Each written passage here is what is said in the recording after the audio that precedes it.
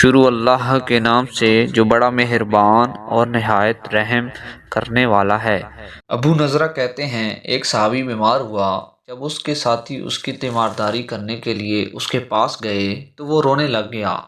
کسی نے اس سے کہا، اللہ کے بندے تو کیوں رو رہا ہے؟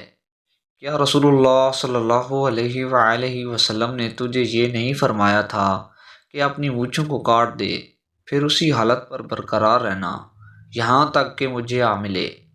اس نے کہا، جی کیوں نہیں، ایسے ہی ہوا تھا، لیکن میں نے رسول اللہ صلی اللہ علیہ وآلہ وسلم کو یہ فرماتے ہوئے بھی سنا تھا، بے شک اللہ تعالی نے دائیں ہاتھ سے مٹھی بھری اور کہا، یہ جنت کے لیے ہے اور میں بے پرواہ ہوں، پھر دوسرے ہاتھ سے ایک مٹھی بھری اور کہا، یہ جہنم کے لیے ہے اور مجھے کوئی پرواہ نہیں ہے۔ اب میں یہ نہیں جانتا کہ میں کون سی مٹھی میں تھا۔